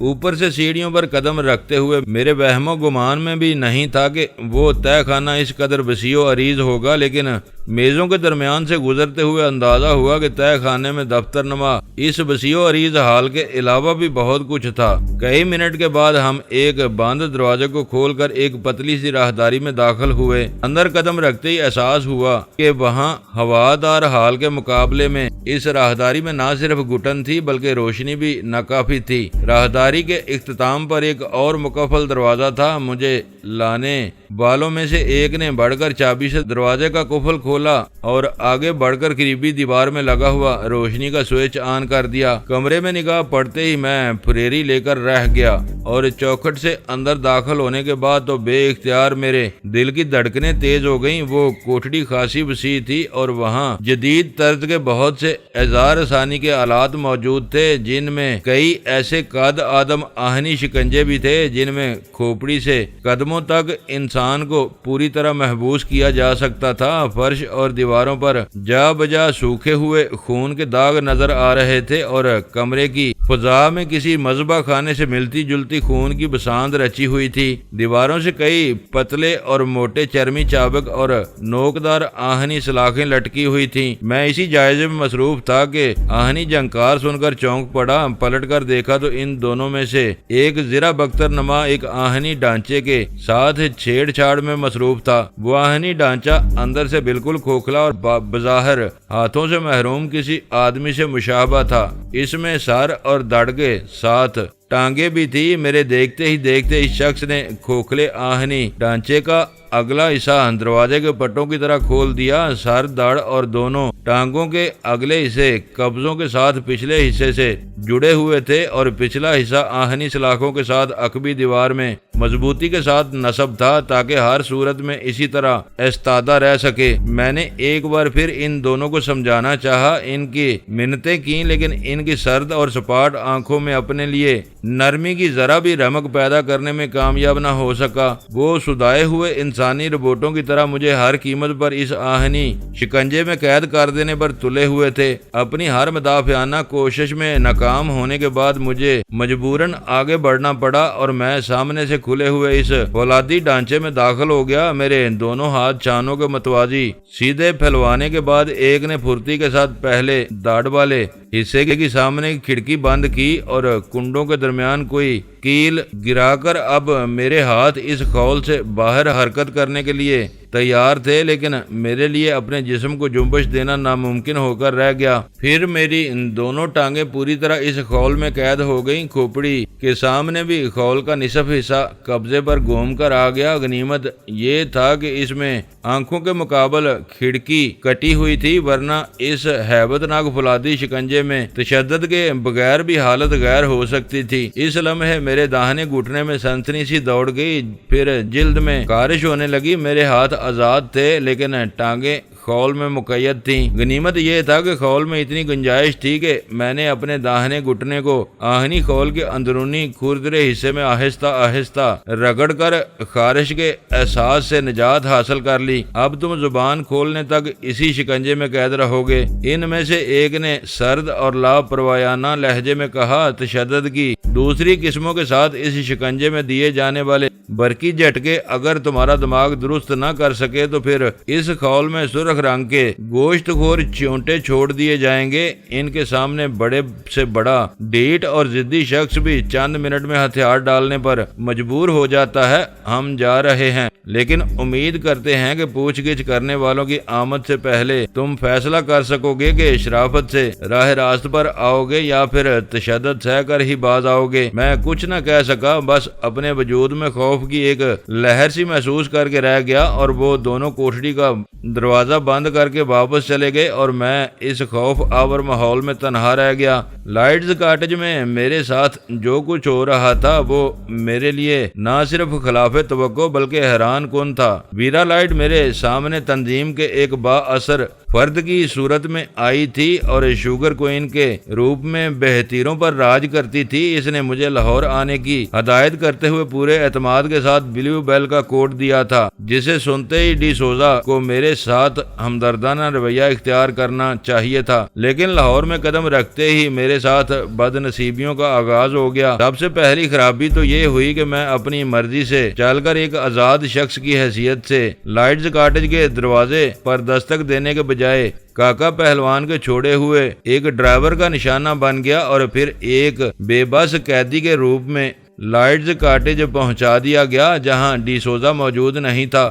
اور اس کے جانشین نے بلیو بیل کا کوڈ تسلیم کرنے سے انکار کر دیا تھا۔ مجھے شبہ ہونے لگا کہیں ویرا لائٹ کی بازی الٹ ہی نہ گئی ہو۔ اپنے بیان کے مطابق وہ تنظیم کے مقتدر اعلیٰ اور لائٹز کاٹیج کے نادیدہ مالک جمی لائٹ کی اکلوتی ناجائز اولاد تھی۔ جمی لائٹ خود اس کے وجود سے لا علم تھا اور نہ ویرا نے کبھی اپنے باپ کو دیکھا یا اس کے بارے میں سنا تھا۔ پھر اٹلی میں رونما ہونے والے چند بدترین جرائم کے بارے میں جمی لائٹ کا نام پہلی بار اخبارات میں آیا اور دب گیا، لیکن ویرا اپنی ماں سے سن چکی تھی کہ اس کی ولادت جمی لائٹ نامی شخص کی مرہون منت تھی اور اسی وجہ سے اس کی ماں نے ویرا کے نام کے ساتھ ولدیت کے اظہار میں لائٹ کا نام لگایا تھا۔ ویرا لائٹ نے اپنے باپ تک رسائی کی کوشش شروع کر دی تھی اور اس پر انکشاف ہوا کہ اس کا باپ مجرموں کی ایک بہت بڑی تنظیم کا سربراہ ہے اور اس تک رسائی ناممکنات میں سے ہے۔ ان کی کوششوں میں ناکام ہو کر اس نے اپنے اصل نام کے ساتھ تنظیم میں شمولیت کی کوشش شروع کر دی اور کامیاب ہو گئی۔ اس مرحلے پر شاید اس کی کہانی اس کے باپ کے کانوں تک بھی پہنچ گئی، کیونکہ وہ تنظیم کے ہر رکن کے بارے میں ذاتی طور پر معلومات جمع کرنے کا عادی تھا۔ ویرا کی کہانی سے واقف ہو کر بھی اس سنگ دل نے اپنی بیٹی سے ملنا گوارا نہ کیا، بلکہ تنظیم کے ذمہ دار اراکین کے ذریعے اسے پیشکش کی کہ وہ جرائم کی گھناؤنی اور پرخطر زندگی سے کنارہ کش رہے تو تنظیم کی جانب سے اس کی تمام تر مالی ضروریات پوری کی جاتی رہیں گی، لیکن ویرا نے اس پیشکش کو حقارت سے ٹھکرا دیا۔ پھر تنظیم میں ویرا کی کارکردگیوں پر گہری نظر رکھی جانے لگی اور وہ ہر مرحلے پر خود کو پیشہ ور مجرمہ ثابت کرتی رہی اور آخر کار اسے اہم ذمہ داریاں سونپی جانے لگیں۔ شاید اس کے باپ نے وراثت کے خیال سے تنظیم میں اس کی تربیت کا فیصلہ کر لیا تھا اور اب وہ ایک ایسے منصب پر فائز تھی جو تنظیم کے صرف چند ہی بڑوں کو نصیب تھا۔ اس منصب کے اعتبار سے وہ ان چند لوگوں میں شامل ہو چکی تھی جو آزادانہ فیصلے کرنے پر قادر تھے، اور یوں وہ نگر نگر گھومتی پاکستان آ پہنچی تھی۔ یہاں لاہور میں پہلی بار ایک ایسی عمارت اس کی نگاہوں میں آئی جو براہ راست اس کے باپ کے نام سے منسوب تھی، جبکہ بیرونی دنیا میں کہیں لائٹز خاندان کا نام منظر عام پر نہیں سنا گیا تھا۔ اسے اپنے باپ تک رسائی کی امید ہو چلی تھی۔ اچانک ہی ایک فرمان اس تک پہنچا دیا گیا، لائٹز کاٹیج اس کے لیے شجر ممنوع قرار دے دیا گیا۔ وہاں رہنے والے اس کے نام سے لرزتے تھے، اس کے احکام کی تعمیل کرتے تھے، لیکن اسے کاٹیج کے گرد و نواح میں بھی پھٹکنے کی اجازت نہیں تھی۔ پھر اس نے کسی طرح یہ معلوم کر لیا کہ لائٹز کاٹیج کے کسی مخصوص کمرے میں اس کے نادیدہ باپ کی ایک تصویر موجود ہے اور اس نے مجھ پر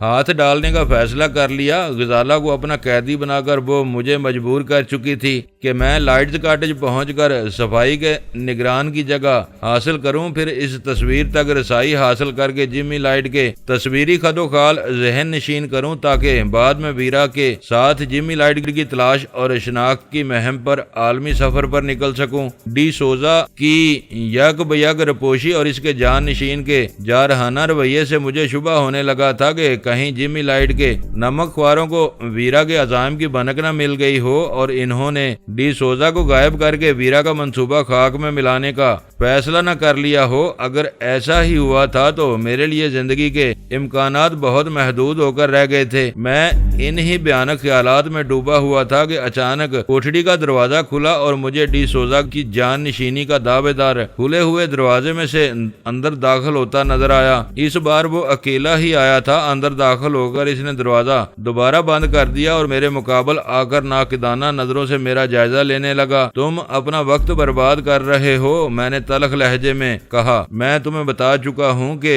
اس نے بزرگانہ انداز میں مجھے ششکارا۔ ہمارے وقت کی پرواہ نہ کرو، ہمیں تو تنخواہ ہی وقت کی بربادی کی ملتی ہے۔ معلومات حاصل نہ ہونے کی صورت میں تمہیں ہلاک کر دینا ہوگا۔ گولی سے مارنے میں مزہ نہیں آتا۔ فائر ہوا اور قصہ ختم۔ اب ہاتھ لگ ہی گئے ہو تو ذرا سی چھیڑ چھاڑ بھی صحیح۔ تشدد سہتے ہوئے مرنے میں ذرا وقت بھی لوگے۔ پھر ہو سکتا ہے کہ کوئی بھولی بسری بات یاد آ جائے جو ہمارے لیے کارآمد ثابت ہو سکے۔ یہ صریحاً درندگی ہے، بالکل درندگی ہے۔ اس نے مجھ سے اتفاق کرتے ہوئے خبیثانہ لہجے میں کہا، میں اس درندگی کی ابتدا 40 وولٹ سے کروں گا۔ یہ کہتے ہوئے وہ ایک الیکٹریکل کنٹرول پینل کے قریب جا کھڑا ہوا۔ ہر جھٹکے کے بعد تمہیں 3 منٹ کا وقفہ دیا جائے گا تاکہ اپنے ذہن کو اچھی طرح کھنگال سکو۔ اس مدت میں 1 سیکنڈ کی بھی کمی بیشی نہ ہوگی، کیونکہ سرکٹ کے ساتھ ایک خود کار ٹائمر بھی منسلک ہے جو 3 منٹ پورے ہوتے ہی 20 وولٹ کے اضافے کے ساتھ اگلا جھٹکا دے گا۔ میں تو بس آلات کو سیٹ کر کے دور کھڑا تماشا دیکھتا رہوں گا۔ بول پڑے تو سلسلہ موقوف کر دوں گا، ورنہ جھٹکے کھاتے کھاتے کسی بھی لمحے خاموشی سے مر جاؤ گے۔ یہ بھی بتا دوں کہ جس طرح پانی میں سے برقی رو گزارنے سے وہ اپنے اجزاء میں منقسم ہو جاتے ہیں، اسی طرح انسانی جسم میں سے کرنٹ گزرنے کی وجہ سے مسلز پھٹنے لگتا ہے، خون پھٹنے لگتا ہے۔ ہر جھٹکے کے ساتھ تمہارے جسم میں خون کو اور اسی کے ساتھ قوت مزاحمت کم ہوتی چلی جائے گی۔ لیکن میں کچھ نہیں جانتا، اس لڑکی کے بارے میں کچھ نہیں جانتا۔ میں نے اپنے چہرے پر پسینے کی بوندیں محسوس کرتے ہوئے بے بسی کے ساتھ کہا، یہ تشدد و بربریت ہے۔ تم ٹھیک کہہ رہے ہو، اس نے کنٹرول پینل سے ہاتھ ہٹائے بغیر کہا۔ میں تو اس مشین ہی کے خلاف تھا، لیکن اب یہ بن ہی گئی ہے تو وقتاً فوقتاً اس کی آزمائش بھی ضروری ہے۔ آزمائش میں ہم اپنے کسی آدمی کو نشانہ نہیں بنا سکتے۔ تم آپ پہنچے ہو تو ذرا مشین ہی آزما لی جائے۔ اس کا لہجہ بے رحمانہ اور احتجاجیہ تھا۔ میں نے اپنی زبان بند رکھنے کا فیصلہ کرتے ہوئے نچلا ہونٹ دانتوں میں دبا لیا۔ میرا دل کن پٹیوں میں دھڑکنے لگا۔ میں نے سمجھ لیا تھا کہ اب کوئی معجزہ ہی مجھے اس ہولناک اور بے بسی کی موت سے بچا سکے گا۔ پھر وہ پینل سے دور ہٹ گیا۔ کمرے کی فضا میں عجیب سا سناٹا رچا ہوا تھا۔ اچانک میرے حلق سے غیر ارادی طور پر پے در پہ کئی دردناک چیخیں آزاد ہو گئیں۔ شدید برقی جھٹکوں نے میرے وجود کو ہلا کر رکھ دیا تھا۔ چند ثانیوں بعد برقی رو کا سلسلہ منقطع ہو گیا، لیکن میرے وجود میں سرایت کر جانے والا مفقود نہ ہو سکی۔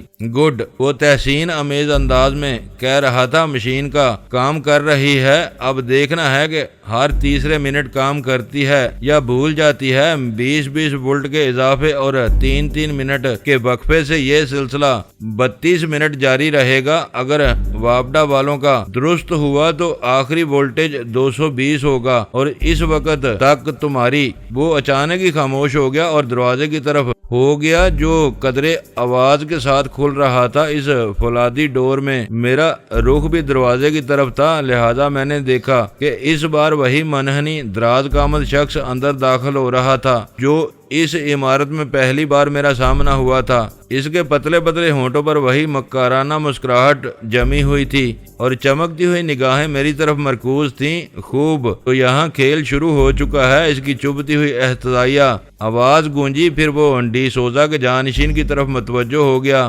مشین بند کر دو، اس کے ساتھ جاتی ہو گئی ہے۔ کیوں؟ پہلے سے موجود شخص نے پینل کا ایک سوئچ آف کرتے ہوئے حیرت سے سوال کیا۔ ڈی سوزا کا فون آیا ہے۔ اس وقت اس کی چبھتی ہوئی آواز میں مجھے بلا کی شیرینی گلتی ہوئی محسوس ہوئی۔ جاتے ہوئے اجلت میں بتانا بھول گیا تھا، ورنہ اسے بلیو بیل کے کوڈ والے کا انتظار تھا۔ کھول دو اسے، غنیمت ہے اسے یاد آ گیا، ورنہ یہاں تو میرے کریا کرم کا بندوبست ہو چکا تھا۔ میں نے کہا، لیکن ایک شرط ہے میرے دوست۔ دراز قامت نے میرے مقابل آ کر ٹھہری ہوئی آواز میں کہا، اس منحوس شکنجے سے آزادی کے لیے مجھے ہر شرط منظور ہے۔ میں نے جلدی سے کہا، ساری غلطی ڈی سوزا کی ہے، وہ کہہ رہا تھا، لیکن تم اب تک ہونے والی ہر زیادتی کو بھول جاؤ گے۔ باہر کسی سے ذکر کیا تو تم ہماری دشمنی مول لے بیٹھو گے۔ تم فکر نہ کرو، میں غلط فہمیوں کو بلا دینے کا عادی ہوں۔ ڈی سوزا سے بھی ذکر نہ کرنا، اس کے جانشین نے کہا۔ یہ یاد رکھنا کہ لائٹز کاٹیج سے ملحقہ باغات میں کیوڑے اور گلاب وغیرہ کے بے شمار درخت اور پودے ہیں جن میں متعدد سانپوں کا سیرا ہے۔ انہی میں کبھی کبھار زہریلے اور موذی سانپ بھی نکل آتے ہیں جو کسی کو بھی ڈس سکتے ہیں۔ آخری فکرہ ادا کرتے ہوئے اس کا لہجہ پرمانی ہو گیا۔ میں سمجھ رہا ہوں، میں نے مفاہمانہ لہجے میں کہا، تم سے مخاصمت مول لینے والا ایسے کسی سانپ کا نشانہ بن سکتا ہے، لیکن میں اتنا احمق نہیں ہوں کہ مرنے کے بعد ایک خوف آور لاش کی صورت میں دریافت کیا جاؤں۔ خاصے ذہین نظر آتے ہو۔ دراز قامت منحنی شخص کی وہی چبھتی ہوئی آواز سنائی دی۔ اس اثناء میں ڈی سوزا کا جانشین اس آہنی کھول کے اگلے پٹ کھولنے کی کوششوں میں مصروف ہو گیا تھا تاکہ مجھے اس قید خانے سے نجات دلا سکے۔ ایک بات سمجھ میں نہیں آ سکی، دراز قامت میرے سامنے آ کر اپنی چمکتی ہوئی متجسس نگاہیں میرے چہرے پر مرکوز کر کے بولا، پھر قدرے توقف کے بعد بات جاری رکھتے ہوئے بولا، تم تو بری طرح عطاب میں آئے ہوئے تھے، پھر ایسا کون سا انقلاب آ گیا کہ پل بھر میں تم ایک بار پھر منظور نظر ہو گئے ہو؟ ایسے واقعات خال خال ہی نظر آتے ہیں جنہیں آسانی کے ساتھ انگلیوں پر گنا جا سکتا ہے۔ سزا اور جزا کے فیصلے صادر کرنے والے ہماری اور تمہاری طرح تنگ نظر نہیں ہوتے، وہ دور تک کے مفادات پر نگاہ رکھتے ہیں۔ ہو سکتا ہے کہ میری کوئی افادیت ان کے پیش نظر رہی ہو۔ میں نے بے خوفی کے ساتھ کہا، گو ویرا لائٹ نے مجھے کھلی چھٹی دے دی تھی کہ میں جہاں ضرورت سمجھوں اس کی طرف سے ملنے والی معافی کا ذکر کر سکتا ہوں، لیکن میری دانست میں اس بات کی غیر ضروری تشہیر میرے حق میں مضر ثابت ہو سکتی تھی۔ ان دونوں کی کھلی کھلی باتوں سے صاف ظاہر ہو رہا تھا کہ ان کے باہمی تعلقات بہت گہرے تھے اور انہوں نے لائٹس کاٹیج کی منظم فضا میں بھی اپنے مفادات کی حفاظت کے لیے ایک سازشی ماحول بنا رکھا تھا۔ ایسی صورت میں شاید وہ ہرگز یہ گوارا نہ کرتے کہ ان کے درمیان ان کے بڑوں کا کوئی منہ چڑھا اپنے پیر جما سکے۔ ہاں، یہی بات اگر ان کو ڈی سوزا سے معلوم ہوتی تو اس کا رد عمل خاصا مختلف ہوتا، کیونکہ ویرا مجھے آگاہ کر چکی تھی کہ تنظیمی خانہ پوری کے مقاصد کے لیے بظاہر مجھے سزا کے طور پر لائٹس کاٹیج بھیجا گیا تھا تاکہ وہاں کڑی نگرانی میں میری وفاداری اور عمومی رویے کی پڑتال کی جا سکے۔ مقدر کے دنی ہو، عین وقت پر نجات کا پیغام آ گیا، ورنہ اس سیل میں آنے والے عموماً تابوت ہی میں واپس لے جائے جاتے ہیں۔ ڈی سوزا کے جانشین نے کہا، ویسے یہاں کس لیے بھیجے گئے ہو؟ اس نے آخری پٹ کھولتے ہوئے کہا، اور میں ایک گہرا سانس لے کر اس فولادی کھول سے باہر آ گیا۔ مجھے بس اتنا معلوم ہے کہ مجھے ڈی سوزا کو رپورٹ کرنا تھی۔ ذمہ داریوں کا تعین شاید وہ خود ہی کرے گا، ورنہ تم لوگوں کے حوالے کر دے گا۔ ان دونوں میں سے کوئی کچھ نہ بولا اور میں ان کے ہمراہ عقوبت قدے سے باہر آ گیا۔ اب تک کا وقت تم نے کہاں گزارا ہے؟ طے خانے کے وسیع اور عریض حال میں میرے پہلو پہ پہلو چلتے ہوئے دراز قامت شخص نے سوال کیا۔ جہاں تم بتاؤ گے، میں نے اس کے لہجے سے اس کا مدعا بھانپتے ہوئے کہا۔ مجھے اندازہ ہو رہا تھا کہ وہ لوگ عجلت اور بے خبری میں کچھ ایسی حرکتوں کا ارتکاب کر بیٹھے تھے کہ خود تشویش کا شکار ہو گئے تھے۔ ان دونوں نے آنکھوں ہی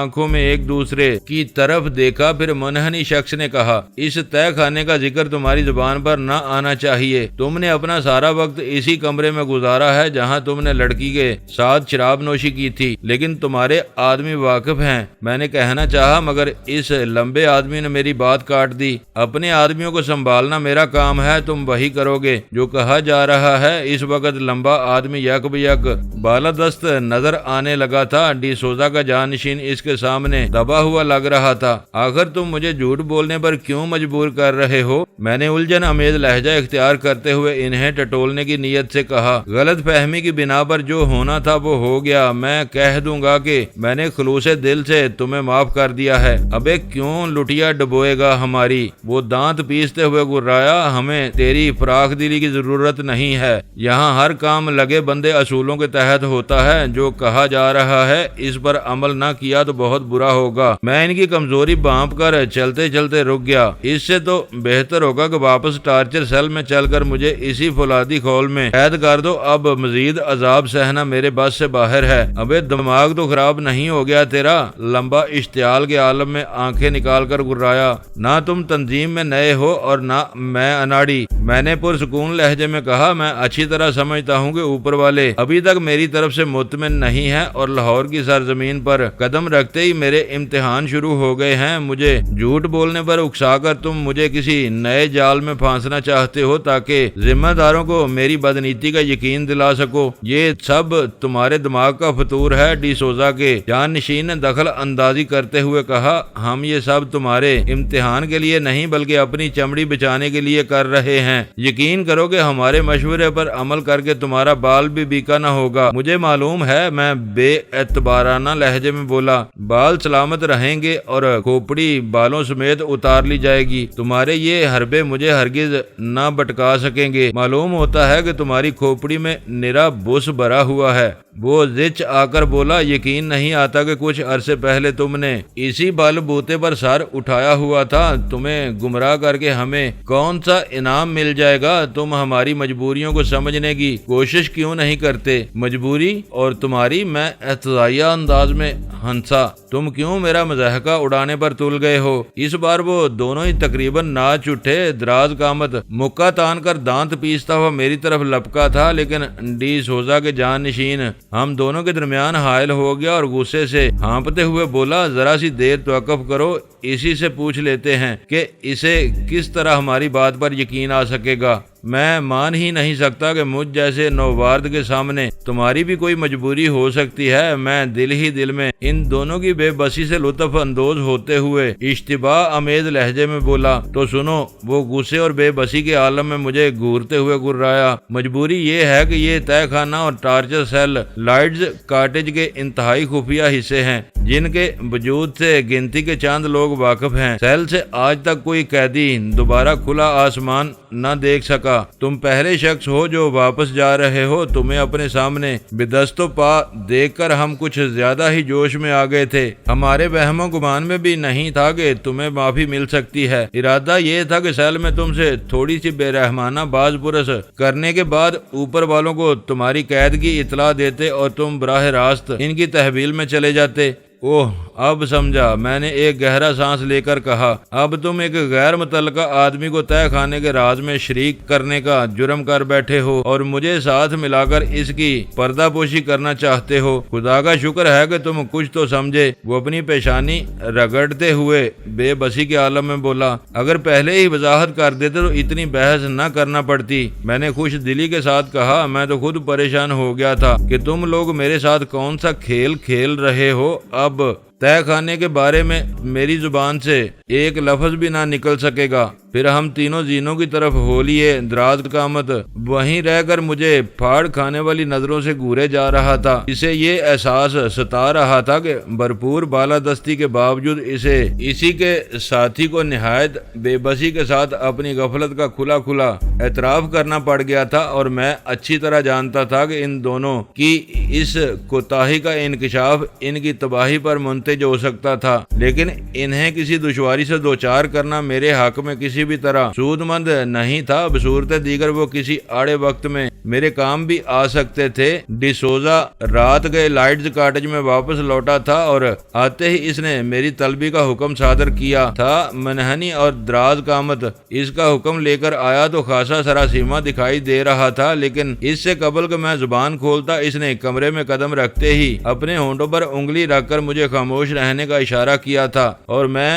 بس زیر لب مسکرا کر رہ گیا۔ شاید اس وقت بھی کمرے میں پوشیدہ مائکرو فون کے ذریعے کمرے میں ابھرنے والی ہر آواز کہیں سنی جا رہی تھی، اور وہ ڈر رہا تھا کہ کہیں میں بے تکلفی میں کوئی غیر ذمہ دارانہ موضوع نہ نکال بیٹھوں۔ تمہیں میرے ساتھ چلنا ہے۔ میرے رد عمل سے مطمئن ہونے کے بعد اس نے اپنے مخصوص لہجے میں کہا، چلو، میں بھی پڑے پڑے اکتا گیا ہوں، کہاں جانا ہے؟ میں نے کسل مندانہ لہجے میں کہا اور اٹھ کھڑا ہوا۔ ابھی پتہ چل جائے گا۔ اس کا لہجہ بالکل خشک تھا۔ کمرے سے باہر نکلتے ہی وہ میرے قریب ہو کر سرگوشیانہ لہجے میں بولا تھا، اپنا وعدہ یاد رکھنا، بھول گئے تو بڑی دشواریوں میں پڑ جاؤ گے۔ اس وقت تم ڈی سوزا کے پاس لے جا رہے ہو۔ تم فکر نہ کرو، لیکن کم از کم اپنا نام تو بتا دو، شاید کبھی ضرورت پیش آ ہی جائے۔ میں نے بھی دھیمے لہجے میں کہا، مجھے رحمانی کہتے ہیں، لیکن غیر ضروری طور پر مجھ سے قریب ہونے کی کوشش نہ کرنا۔ یہ لائٹز کاٹیج ہے، یہاں کسی بھی غلطی پر معافی کا رواج نہیں ہے، اس نے تیز سرگوشیانہ لہجے میں کہا اور مجھ سے دور ہو گیا۔ چند منٹ بعد مجھے ڈی سوزا کے روبرو پیش کر دیا گیا۔ وہ تنومند اور بظاہر شائستہ آدمی تھا، عمر 35 برس کے لگ بھگ رہی ہوگی۔ بناوٹ کے اعتبار سے اس کا جسم بہت مضبوط اور گٹھا ہوا نظر آتا تھا۔ اس کی چمکدار آنکھیں میرے سراپا کا جائزہ لینے میں مصروف رہیں اور لبوں سے دھیمی سی خلیقانہ آواز برآمد ہوئی، کہاں سے آئے ہو؟ تنظیم میں مجھے وہ پہلا آدمی ملا تھا جو اس قدر نرم روح اور نرم گفتار تھا، وہ کسی بھی زاویے سے مجرم نہیں معلوم ہوتا تھا۔ انداز میں ایسا رکھ رکھاؤ پایا جاتا تھا جیسے کسی اعلیٰ سرکاری ادارے کا سربراہ ہو۔ بلیو بیل شاید وہ میری اصلیت سے واقف ہو چکا تھا، لیکن پھر بھی میں نے اپنی روایتی انداز میں کوڈ ہی سے پہل کرنا مناسب سمجھا۔ یہیں آنا چاہ رہا تھا، لیکن ایئرپورٹ پر اترتے ہی دھار لیا گیا اور خود چل کر آنے کی بجائے یہیں پہنچا دیا گیا۔ بیٹھو، اس نے ہاتھ کا اشارہ کرتے ہوئے کہا، پھر لمبے آدمی سے مخاطب ہو گیا، تم جا سکتے ہو رحمانی۔ دراز قامت مشینی انداز میں پلٹا اور نکاسی کی راہ سے نکلتا چلا گیا۔ یہ کیا ہوا؟ اس نے میری پیشانی کی طرف اشارہ کرتے ہوئے جذبات سے آری سپاٹ لہجے میں سوال کیا۔ جن لوگوں نے ایئرپورٹ پر گھیرا تھا انہی سے تصادم میں چوٹ آ گئی، میں نے بھی لاپروانہ لہجے میں جواب دیا۔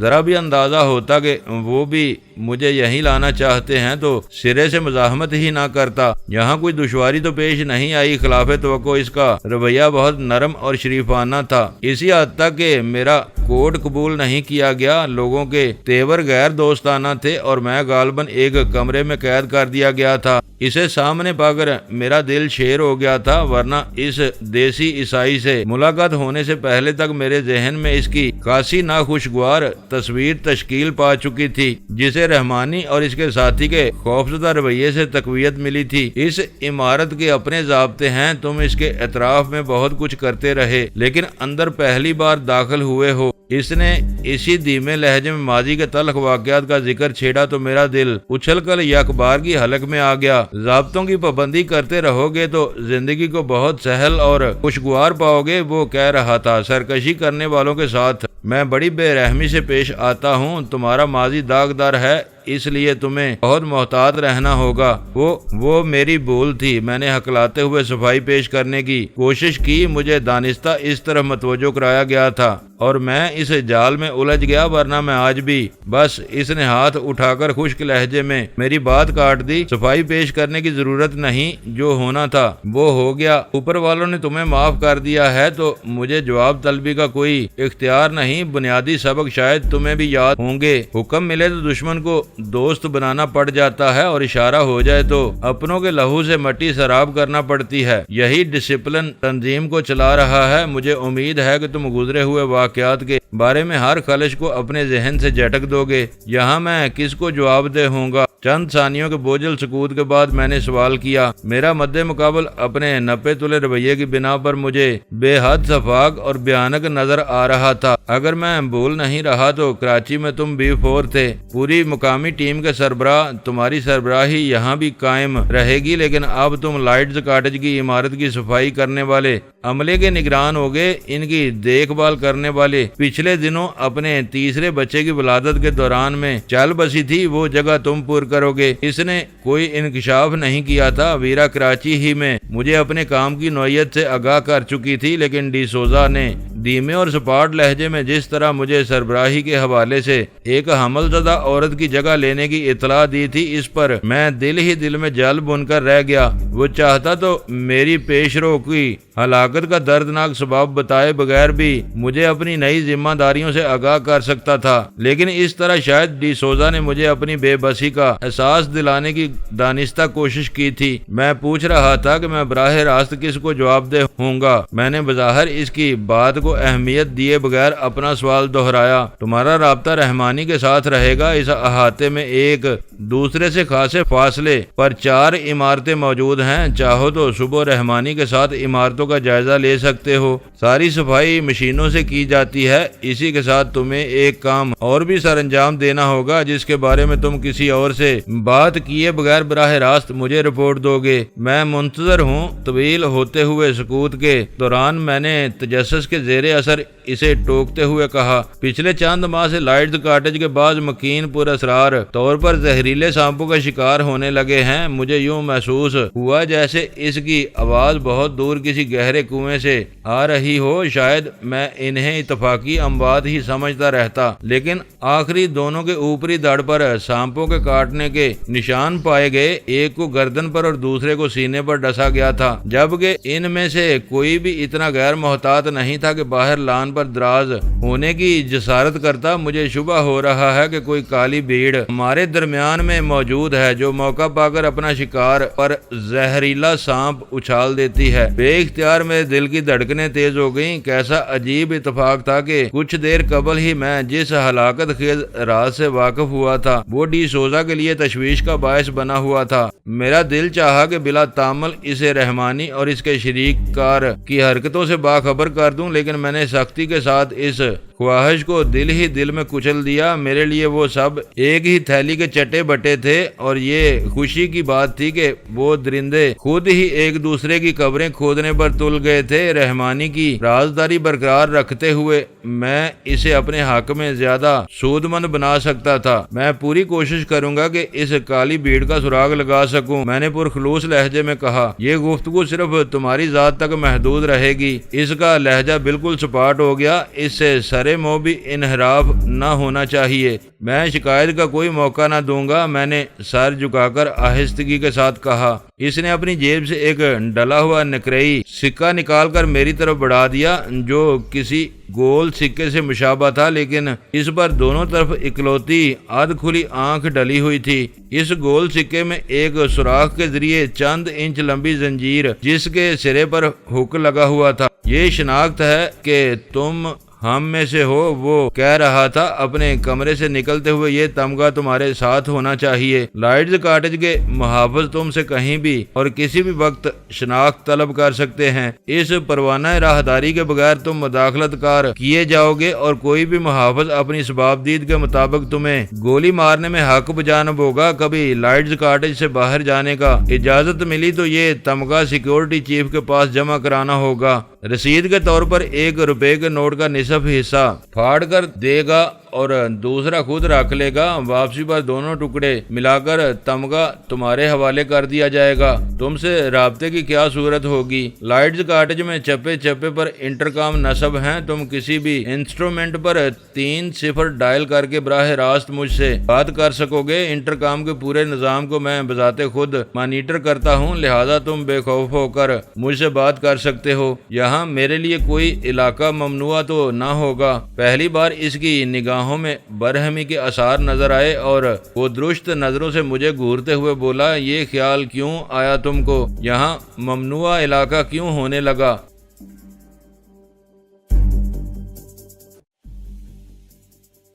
دوستو ویڈیو کو لائک ضرور کر دیا کریں۔ ISI پاک آرمی زندہ باد، پاکستان پائندہ باد۔ معزز ناظرین، اپنا خیال رکھیے گا اور اپنے اس چینل کا بھی شکریہ۔